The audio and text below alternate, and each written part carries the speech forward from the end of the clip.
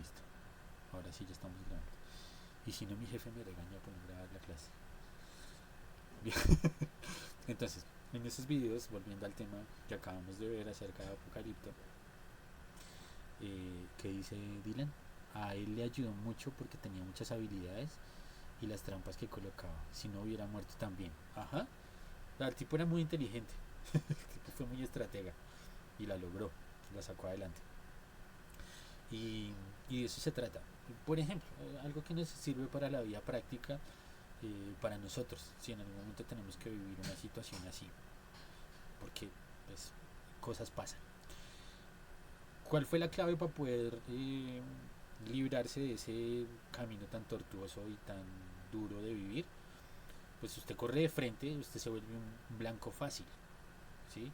Esto aplica para piedras, balas, flechas o lo que sea que les pase. Entonces el man empezó a correr en zigzag, ¿sí? Si en algún momento de nuestras vidas tenemos que huir de un asaltante que está armado, de una pistola, de, no sé, de una situación en la cual hay una persona a punto de acabar con nuestra vida y tenemos que salir corriendo, no corramos de frente. O sea, esto sí es real. Corran en zigzag.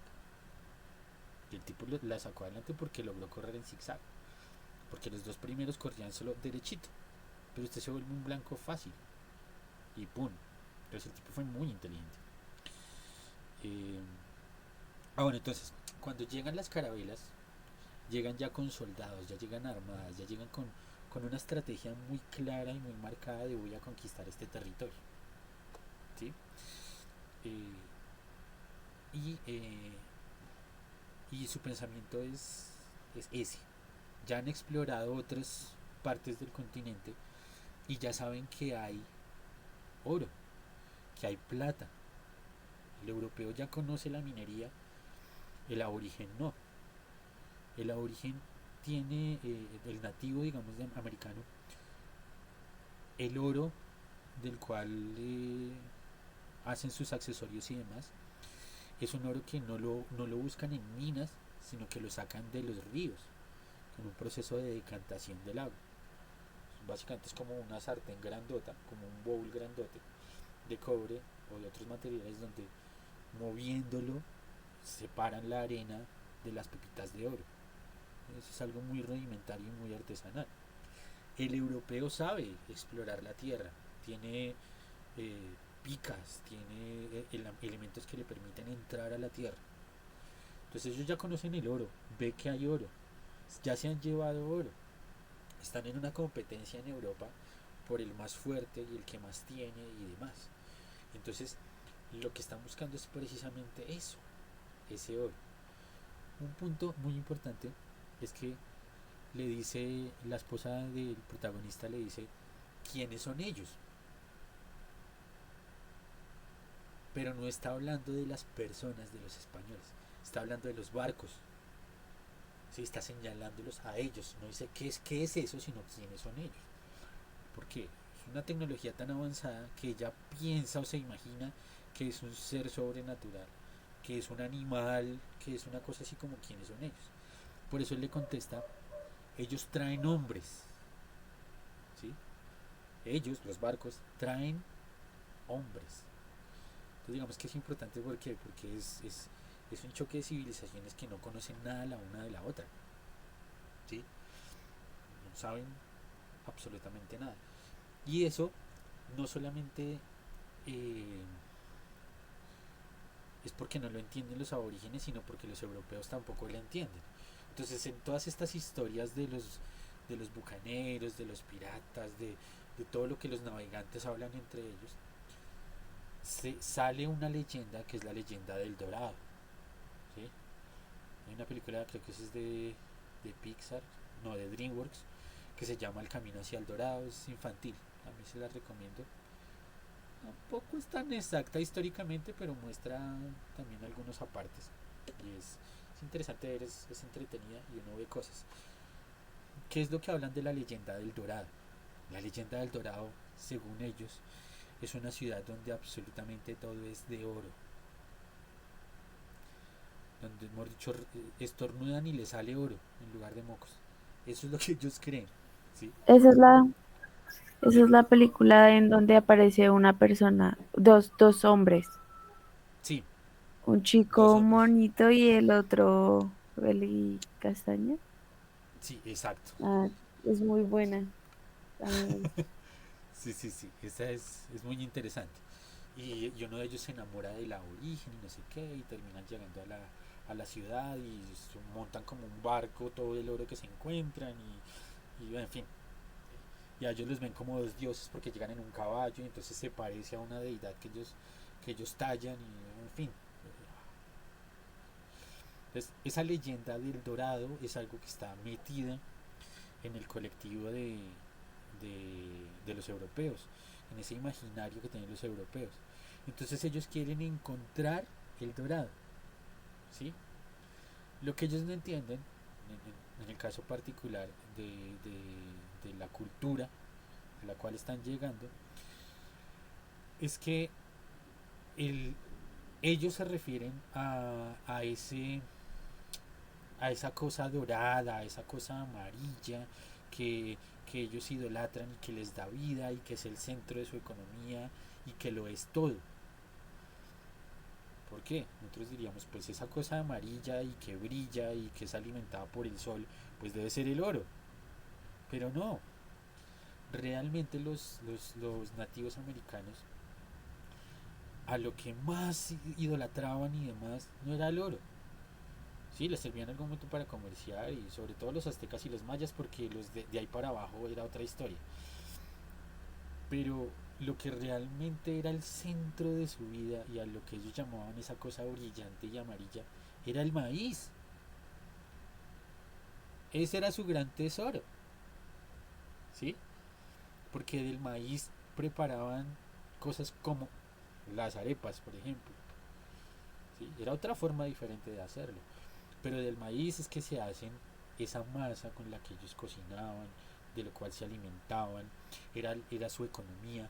Ellos no cambiaban con monedas, ellos cambiaban eran con cosas como el maíz. ¿Sí? Ah, yo le compro ese caballo, cuántas, eh, cuántas mazorcas le doy. Eso era el centro de su economía. Entonces, también ellos, los europeos, como no conocían esa historia, pues ellos empiezan a asumir cosas que tampoco son. Entonces, y por eso también el nativo, al principio de la historia, entrega fácilmente su oro, porque para ellos no vale nada. ¿Sí? El oro no es tan trascendental ni tan importante, solo una pepa que brilla y ya. Pero yo no puedo alimentarme de esa pepa ni no puedo alimentar a mi familia de esa pepa, yo no puedo hacer nada de eso con una pepa, esa pepa no me sirve. Me sirve más el maíz, de la cual puedo hacer bebidas fermentadas, puedo hacer, en fin. ¿Sí? Entonces ese choque de culturas es el que se da en este caso y, y es el que nos va a permitir entender un poquito lo que va a pasar a continuación en esta parte de la historia que espero que esté siendo interesante para ustedes. Eh, que yo trate, que yo trato de que ustedes lo vean como algo realmente muy interesante, como me gustaría verlo a mí. Eh, bien, entonces vamos a continuar con nuestra presentación. Bien. Entonces, volviendo al tema, eh, tenemos que, regresando, las culturas que ya acabamos de ver hacían cosas como los sacrificios humanos que ya vimos, como era que se daban. Este es otro ejemplo, que es algo que no se nombra muy históricamente. No sé si de pronto alguna vez hayan visto algo así. Esto es una momia inca. Entonces ustedes dirán, pero ¿qué tiene trascendencia una momia en medio de los sacrificios humanos? Pues es que resulta que los arqueólogos cuando encuentran las momias lo que tratan de hacer es también encontrar la razón por la cual, o la razón no, la forma en la que murió. ¿Sí? Y al encontrar estas momias, que son de los incas, pues se dan cuenta que fue sacrificada, fue primero drogada, ¿sí?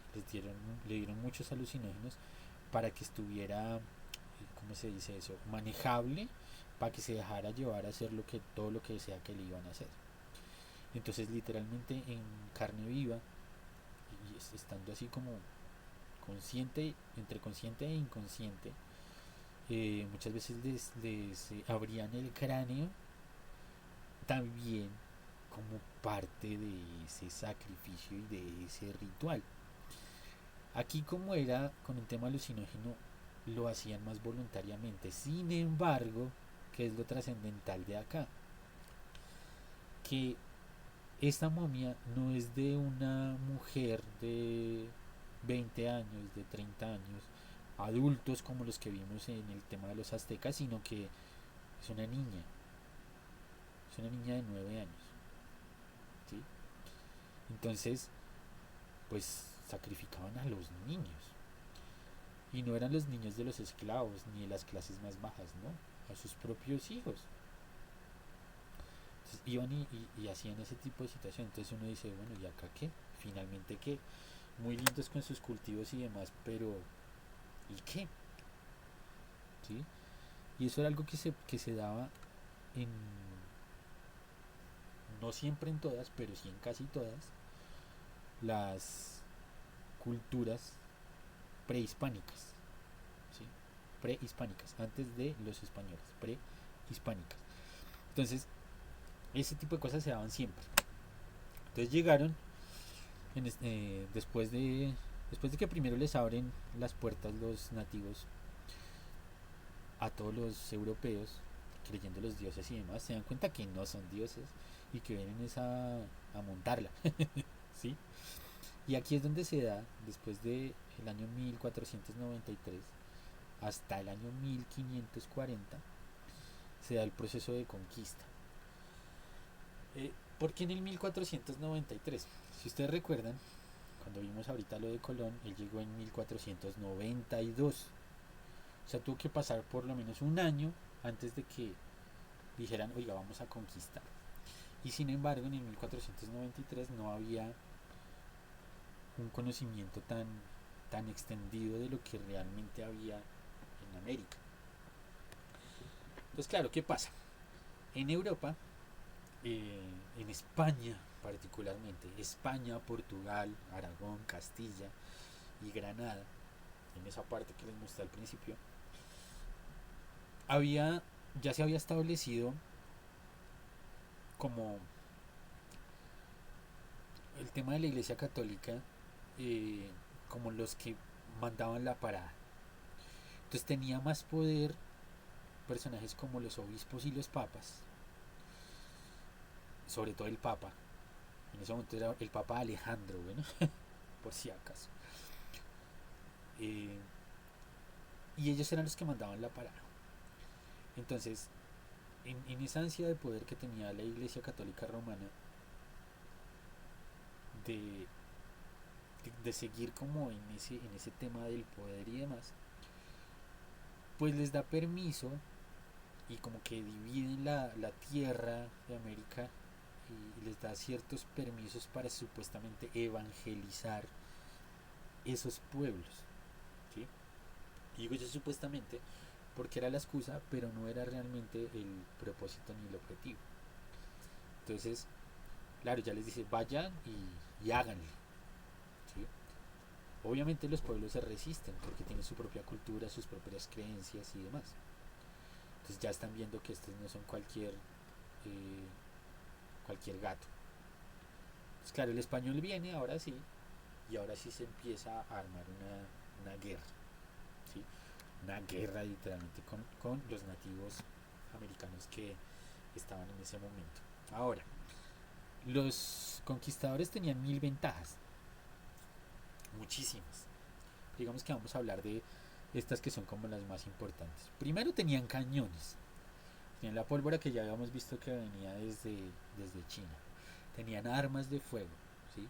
Tenían espadas de acero, escudos, tenían toda una armadura que los protegía y tenían sobre todo un gran entrenamiento militar.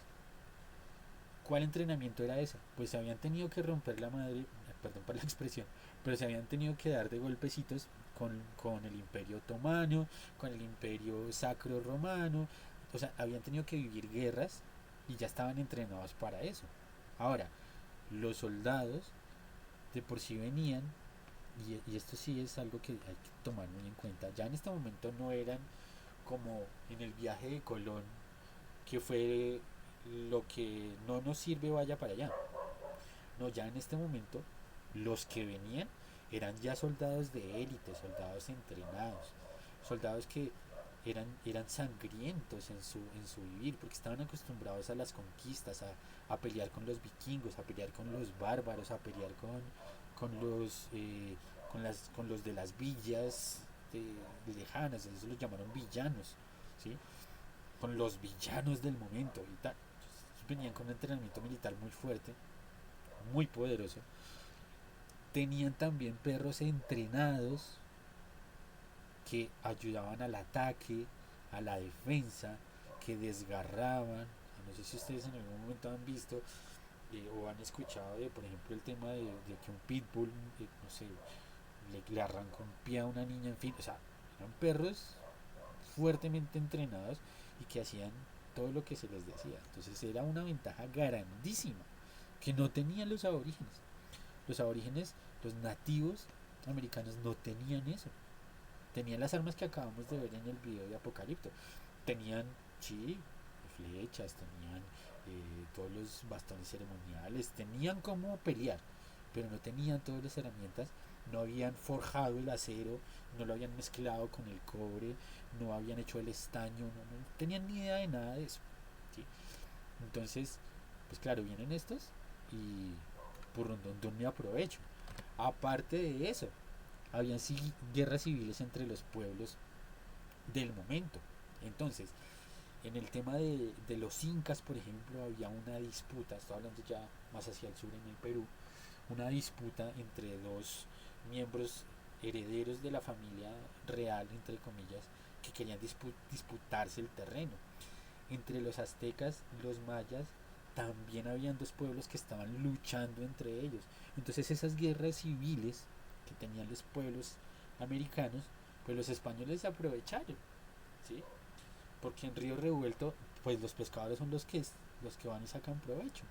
Entonces, esa era otra gran ventaja que los llevaba a tener como la posibilidad de conquistar realmente.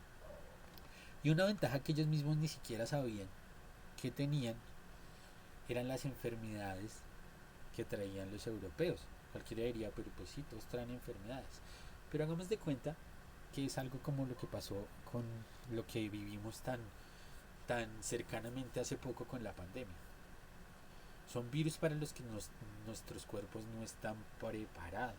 Entonces, virus como cuáles? Muy, muy fuerte se dio el tema de la viruela. ¿Qué pasa? Los europeos ya tenían anticuerpos, se llama eso, tenían defensas contra su cuerpo, ya había asimilado eso y lo habían pasado de generación en generación.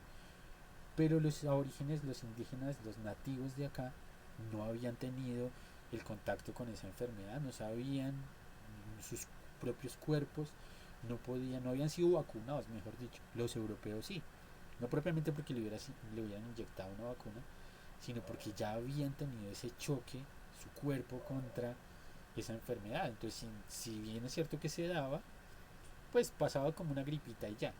Traen esa enfermedad acá y empieza a contagiarse el pueblo nativo. Entonces, al contagiarse el pueblo nativo, hace que merme, que sea menor la, la población de nativos. Entonces, aunque todo les ayudó, tengo armas, tengo inteligencia, tengo estrategia militar, tengo perros, y tras del hecho esta gente se está enfermando, pues van a morir rapidito. Hay guerras entre ellos, ¿sí? Que es lo que nos pasa muchas veces a nosotros en nuestra vida actual, y es que entre nosotros mismos, en el caso de nosotros como Colombia, digo yo, nos agarramos, entonces la guerrilla, los paramilitares, una guerrilla contra otra guerrilla, el pueblo contra la guerrilla contra el pueblo contra los militares, entre todos, y entre todos nos estamos es matando nosotros, en lugar de realmente salir adelante y unirnos como pueblo y unirnos como nación. Si ellos lo hubieran hecho, probablemente pueden derrotar a, o pues no sé si lo podrían derrotar, pero por lo menos tendrían una ventaja más. Pero por estar agarrados entre ellos, por poder, purrundundun.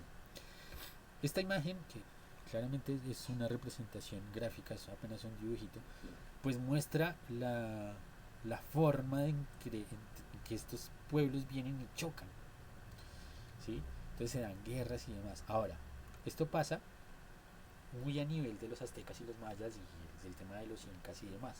Acá en Colombia hay cierta resistencia, pero no se da tan así. Ya les voy a contar por qué. Aunque sí se da, no se da tan así. ¿Sí?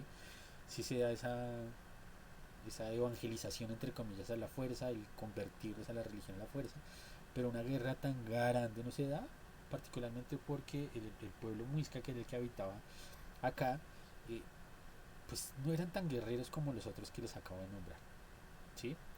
Y hay otros que terminan siendo más fuertes y más poderosos todavía que todos los otros imperios que ya les nombré hace un instante, que son los mapuches. Con los mapuches no se logró la victoria en 1540. Con los mapuches en Chile, esa lucha duró cerca de 300 años más. O sea, esa gente resistió mucho más. Por eso es que aún hay pueblo mapuche que hereda esas tradiciones de aquella época, ¿sí? Entonces, uy, ¿qué pasó? ¿Qué sonó? ¿Quién fue? Uy, ya se va. Nos quedan 15 minutos. Bien, aquí en este mapita pueden ver cómo se dividió el, el continente americano entre lo que llaman virreinatos. Ya les voy a explicar qué es el virreinato, pero más o menos para que lo tengan claro. La parte de arriba, lo que está, mucho las partes que están blancas, fue lo que no tuvo que ver absolutamente para nada con el Imperio Español. ¿Esto qué nos deja ver? Esto nos deja ver que, como decía en un principio, como les decía en un principio, el Imperio Español era el que mandaba la parada en Europa. Y más después de que empieza a agarrar fuerza con toda esta conquista. Entonces la parte verde es el virreinato de Nueva España. La parte como entre rojo y rosado es el virreinato de Perú. Entonces en la parte verde lo que vienen a conquistar era lo que estaban los aztecas y los mayas, ¿sí? Y otras culturas también intermedias, pero básicamente eran esos. En la parte rojita y demás es la parte que viene a ser de los incas, que era de los incas. Y en la parte sur, que es el virreinato de La Plata, se llama así por el río de la Plata, eh, que comprende Argentina, Chile, un pedazo de Uruguay, Paraguay.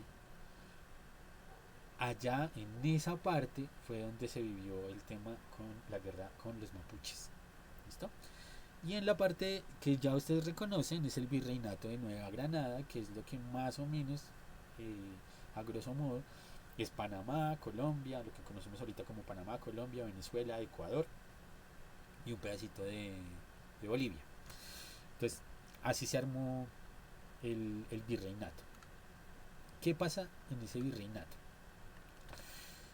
Eh, lo que primero empieza a hacer España es hacer un monopolio, el monopolio de la explotación del oro y de la plata. Entonces, a lo que realmente se dedican es eso, a la minería y a la extracción del oro y de la plata. Eso es lo que les conviene.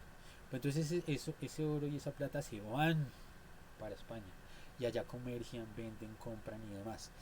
Pero había una situación tan terrible de despilfarro y de gastos y endeudamientos y de tener que pagar guerras y de tener que pagar y pagar y pagar cosas, que así como se producía, así mismo se iba.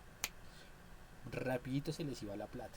Entonces empiezan a tener más y más problemas a pesar de que tenían el monopolio. Y empieza a darse algo que se llama eh, la forma de gobierno colonial. Que aquí es donde ya nos centramos un poco más en conceptos, menos historia como lo hemos visto hasta acá, pero un poquito más en conceptos. Hasta aquí Que antes de avanzar, quiero que si tienen alguna pregunta, este es el momento de hacerla. Acerca de lo que ya vimos, o acerca de pronto de algo que les dé curiosidad simplemente, este es el instante. Acuérdense que o preguntan ustedes o pregunto yo. Entonces, preguntas, dudas, inquietudes. Catalina J. Dylan. No, no, señor, todo bien. Listo. ¿Vamos bien en la clase? ¿Estamos entendiendo? Sí, sí, señor. ¿Interesante o no? Sí, señor. Listo. Bien, entonces vamos a hablar de la forma de gobierno colonial. Y aquí es donde nos vamos a entrar en ciertos conceptos que sí necesitamos. Entonces, los organismos para administrar las colonias, ¿cómo fueron? Había dos formas. Una que se hacía en España, desde España y controlado por España, y la otra que era lo que se daba acá en América. Entonces en España se daba el Consejo Supremo de Indias, así se llamó, y la Casa de la Contratación, así se llamó. ¿Qué pasaba con esto? Ellos administraban los recursos, bueno, ya les explico qué hacían. ¿Cuál era el problema con esta situación? Ya en este momento ya está conquistada la tierra y vienen europeos a vivir de lleno acá. Españoles, vamos a hablar españoles en este caso porque vamos a hablar de los virreinatos de España, que es lo que nos compete para América Latina. Eh, que a todas estas, no sé si saben, les voy a contar ahí ese dato para que lo tengan presente, que pronto en algún momento les sirve, porque nos llamamos América Latina. Resulta que se llama así a la parte, fue básicamente lo que les mostré en el mapita coloreado, donde se habla español. ¿Por qué? Porque, bueno, y Brasil también, ¿por qué? Porque son idiomas que son derivados de las lenguas romances, es decir, del latín. Por eso nos llamamos América Latina, ¿sí? No porque tengamos una herencia de Roma o del latín como tal, sino porque nuestro idioma es derivado del latín. Por eso somos latinoamericanos, América Latina. ¿Listo? Entonces, para seguir, todo estaba bajo el mandato del rey que estaba en donde? En España. Y en España también estaba el Consejo Supremo de Indias y la Casa de la Contratación. ¿Eso qué hacía? Aquí ya habían europeos viviendo, que eso permitió también que tuvieran hijos, esos europeos, nacidos en América, en todos los virreinatos. Entonces, venían y se establecían acá y tenían hijos, ¿sí? Esos hijos que tenían no eran europeos, ¿sí? Pero tampoco eran nativos. Entonces a ellos los llamaron los criollos, ¿sí? Y tiene mucha relevancia el tema de los criollos, perdón. ¿Qué pasa? Que allá el Consejo Supremo de las Indias, la Casa de la Contratación y el Rey no tienen ni idea realmente de la situación real que pasa acá. ¿Les suena conocido? A mí sí. ¿Por qué? Porque pasa, hasta en las mejores familias dicen por ahí, como pasa ahorita. Está el presidente, o está el alcalde, o está todo el mundo allá arriba, pero no están allá metidos en la situación, no saben realmente lo que se vive, ¿sí?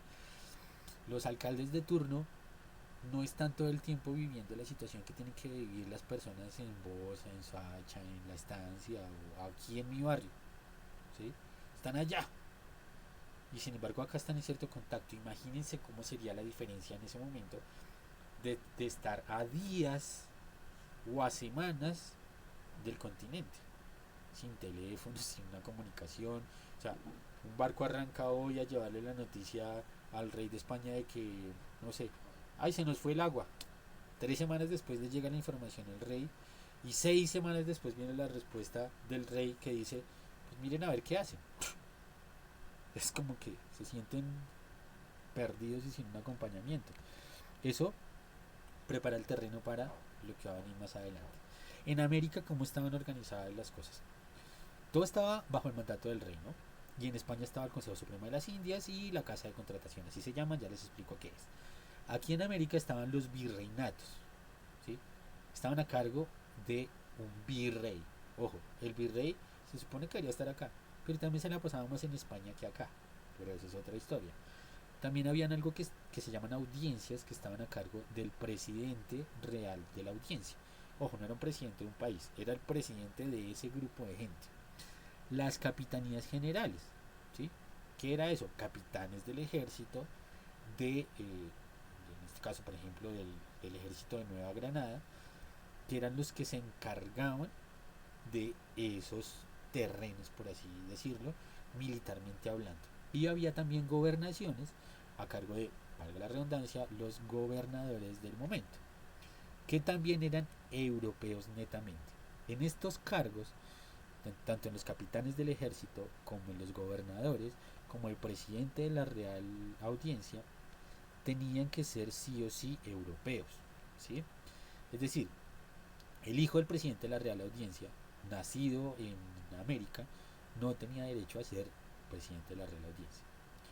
Esto hizo que los que ya vivían acá, pues manejaran las cosas un poquito diferente. Bueno, entonces vamos a hablar de los cargos. El rey, este personaje que ven ahí, no es un tipo que quise poner ahí, no.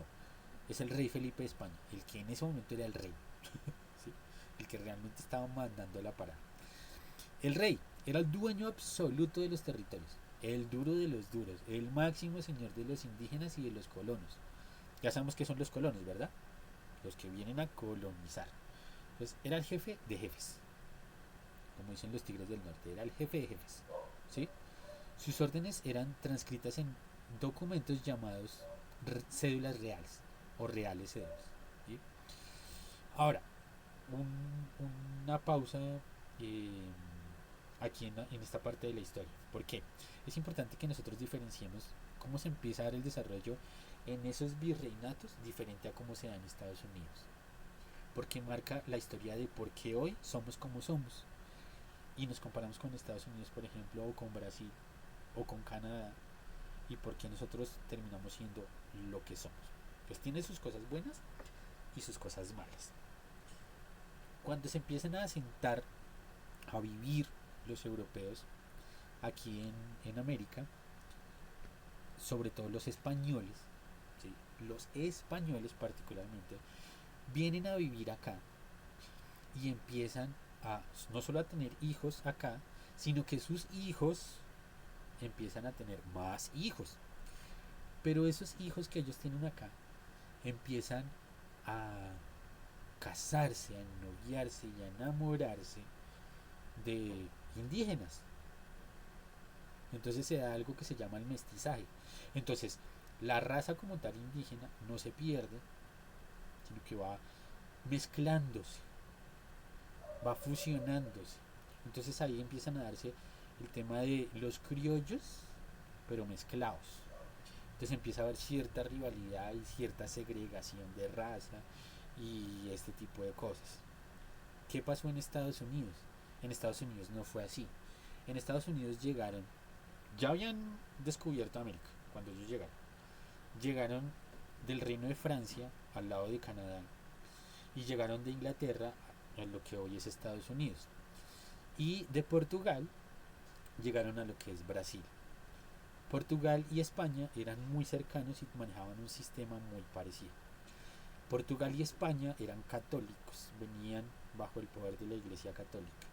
Estados Unidos y Francia llegaban de dos maneras diferentes. Una con los cristianos protestantes, que ya se había dado algo que se llama el protestantismo, la reforma, y también algo que se llama la iglesia anglicana, que la iglesia anglicana se separa, así como los protestantes, de la iglesia católica, ¿sí?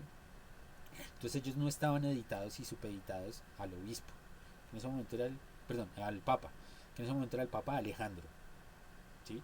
Entonces no estaban a las órdenes de lo que él dijera, ellos tenían su propia forma de manejar las cosas y ellos miraban a ver cómo lo hacían. Cuando los colonos ingleses, cuando los que vienen de Inglaterra van a Estados Unidos, es muy diferente a como estaban acá en España. Con nadie, con nadie, con nadie. Ellos tienen sus hijos, o sea, son ingleses, son europeos, nacidos en América. No se da eso del criollo y eso, no. Entonces empiezan a considerarse, por eso se empiezan a considerar a ellos mismos americanos. ¿sí? Miembros de la Unión se llamarían más adelante. Entonces ellos no se mezclan con los nativos de la región. ¿Por qué? Y ahí es donde nos damos cuenta que nosotros mismos heredamos esas malas costumbres de España. ¿Por qué? Porque los españoles eh, sí empezaron como a dar esa mezcla por varios factores. Primero, el que venía de Inglaterra y de Irlanda y de Escocia, porque también llegaron de por allá, ellos venían con un concepto de que trabajar es lo que nos sirve. El trabajo es lo bueno, el trabajo realmente es lo que nos va a hacer ricos, el trabajo es lo que nos saca adelante. El español no. Los que llegaban de Europa, que eran ricos, prominentes y demás, para ellos el trabajo, sobre todo el trabajo manual, el trabajar en minas, el trabajar en los cultivos, el trabajar en sí, labrando la tierra y demás, era para ellos deshonra. Entonces, ¿a quién ponían a trabajar? A los esclavitos, a los indígenas, a mi servidumbre. Entonces empiezan a creerse de mejor familia. Y eso hace que también se vaya heredando dentro de los criollos esa forma de que el que trabaja es menos. Yo no trabajo, tengo mis manos limpiecitas, no tengo ni un callo, entonces yo soy más que los demás. En Estados Unidos, hasta el día de hoy, incluso, tendrá muchas cosas malas, pero hasta el día de hoy, el que trabaja es el duro. El que hace dinero es el que trabaja, no el que tiene esclavos.